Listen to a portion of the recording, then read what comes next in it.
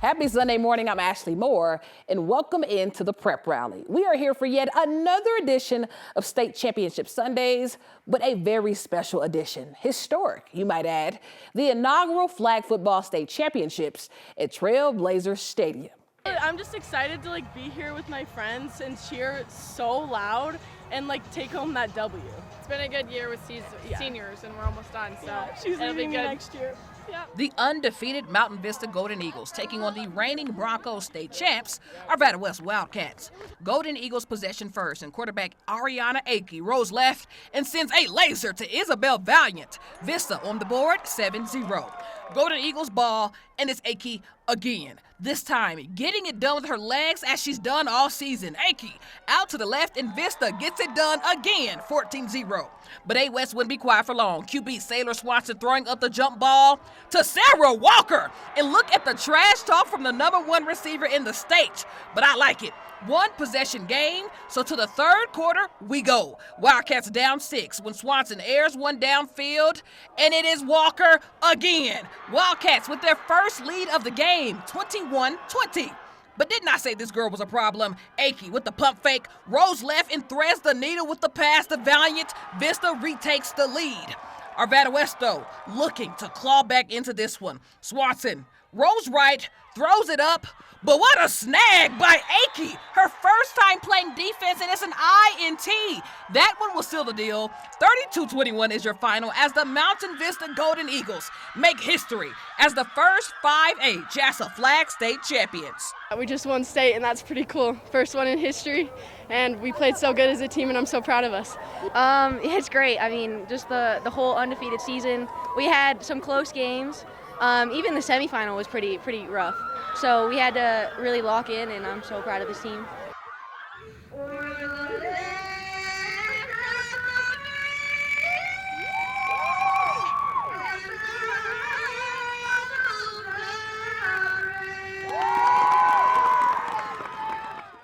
Now, wait a minute. Mountain View's Kaylia Marler singing the national anthem just moments before the Mountain View Mountain Lions took on the Classical Academy Titans for the 4A title. Mountain View possession with senior quarterback Mason Primer sails the run but shovels a pass to Kendall Finley for the touchdown. Lions strike first, and they strike often. Here they are again. This time it's Michaela Macias who'll take the snap and run it in, fitting in right past the pylon for another score. Lions up 14-0.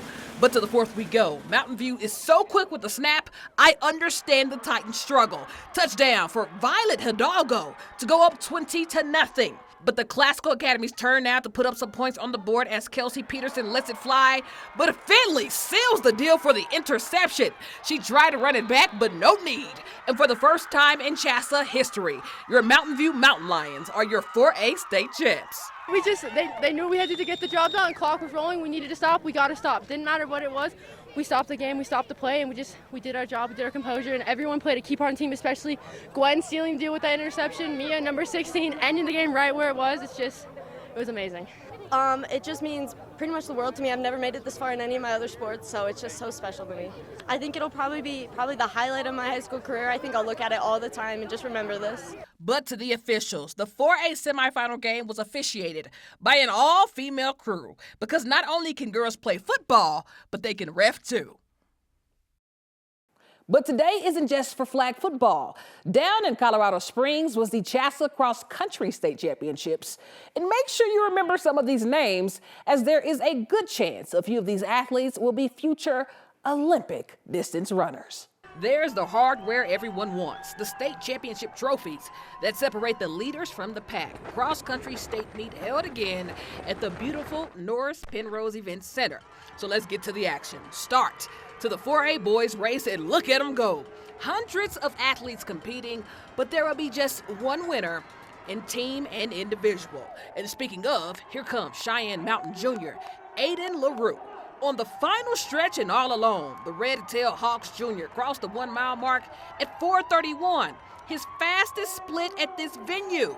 He'd go on to set the course record in 15:02. Just passing it and realizing what you've done, and just after such a hard effort, it's really just I can't explain how it feels. It's just a really amazing feeling. It just it almost feels like someone's just lifted off you. It's just you're in your own world for a little bit. Let's head over to the start of the 3A girls race and see if history will be made here. And although not a course record, this one is something to brag about. Eaton sophomore Delaney Reuter dusted her competition by nearly a full minute in 17:26. This is just her second year running cross country. I just really there's a lot of people kind of on the backstretch right towards the end, and as they cheer for you, it just gives you such a surge of energy, so it makes you feel good, but yeah. In 4A, the individual gold goes to Summit senior Ella Hagan with a time of 17:30 in her senior season. It's pretty amazing, this course has seen me through all 4 years of cross country, and it's where I've kind of become the runner I am. It's taught me a lot, so being able to go out in that way it's special, and hopefully just being here with the team one last time, it's amazing. The 4A boys team trophy went to none other than the Thompson Valley Eagles. And for the girls team title in 4A, the Timnath Cubs won their first ever cross-country championship. Resurrection Christian senior Jackson Fagerlin would win by just 2 seconds in 16:05. And boy, look at that terrain. These athletes are battle tested. It's pretty incredible. I mean, that's like a kind of a dream come true. That's been the thought process since like June, just coming across that line with nobody in front of me, and to have that dream become a reality is super surreal. It's really awesome. And for the 3A team boys, Salida would win the team trophy for the first time since 2009. But up in 5A girls, no surprise at all who'd win this one. Niwot star junior Addison Ritzenheim getting it done again. The reigning 4A state champ, now in 5A, led from start to finish and crossed the finish line in 16 minutes, 54.7 seconds, a new course record.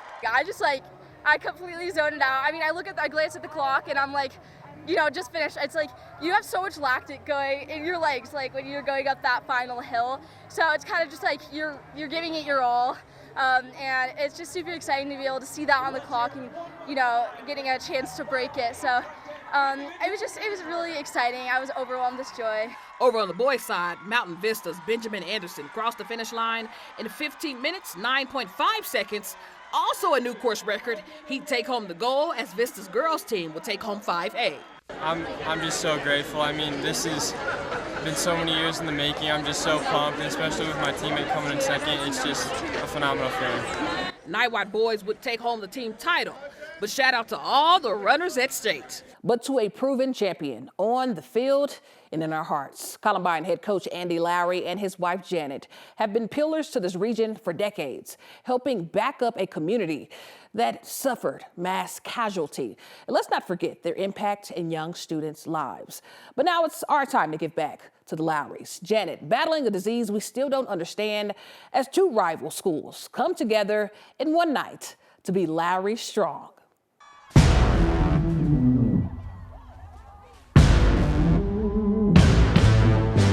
It was a night in which rivals would clash. It's our biggest game of the year, I mean, they're our rivals. Beating them means everything to us, so we came out hungry with great energy, and, we knew we had it in the bag. Columbine taking on Chatfield in the final game of the season. But this one unlike any game before. Both teams wearing teal to honor Janet Lowry. Teal is the color of metastatic breast cancer, a battle that Janet has been fighting since her diagnosis in 2017. So much of us owe them so much. And so for both schools to come together, put football aside, was so huge for everyone. It reminds you that it's bigger than football. The Lowrys have led this Columbine community through unimaginable heartache. But now it's them who needs the community's prayers. When he goes down, we support him. When we go down, he supports us, and it's family. That's all that matters at the end of the day, is family and loving each other. Janet taught at Chatfield for 7 years, following in the footsteps of her mom, who taught English for the Chargers. Our kids are amazing. They love Mrs. Lowry a lot. Even if her husband is the coach of our rivals, at the end of the day, our boys are really special people, and they know that life is much bigger than football. Coach Lowry looking to defend a state title, but taking the necessary time away this season to focus on what's important. These kids have meant so much. My coaches are my best buddies, and they've had to carry a lot of weight because in the summer I kind of was out a lot, and I leave practice a little bit early every night. So my coaches I'm so grateful to them and all that they do, and our kids are just so supportive. The power of prayer is huge. Lowry with 6 state titles and his wife there for every one of them. She's been a Columbine Rebel fan for the last 29 years and has been on our sidelines for almost all those years and state championships. And so I told her she can wear something Chatfield before the game, but during the game she's a Columbine Rebel for sure. So. After years of treatment, Janet courageously decided to stop chemotherapy. You know, enjoying one day at a time is all we can do right now. But man, she's so much tougher than I am, that's for sure. So. Lowry strong, you might say, in the heart of Chatfield. Well, it's that time again to announce this week's Honor Roll winner. Every week, we ask you at home to vote for your favorite top play, and this week you delivered. 4,000 votes, accounting for just 2 plays alone, and it was neck and neck. But the winner is Broomfield's Coline Torres. Now, I'd normally narrate this play here, but just to spoil it, Torres goes off for an 83-yard touchdown. But what's even more impressive is his backstory. Torres got some starts on varsity in his freshman season, tore his ACL the summer headed into a sophomore season, the year Broomfield won state. He'd returned his junior year to tear several ligaments. But here he is in his senior season and peaking just in time for the playoffs. So congrats to Coline. But you know I had to do it. Honorable mention goes to Cherokee Trail's Isabel Becker, who threw her body over the fence like a slinky to rob a home run in a state championship. Now, her team may have lost, but your community showed up in full support with nearly 2,000 votes. What a play. But reminder, we can't be everywhere. So if you're ever out at a game and see something you'd like featured on the prep rally, just send it over. That's all, folks. I'm Ashley Moore, and we'll see you next time right here on the 9 News Prep Rally.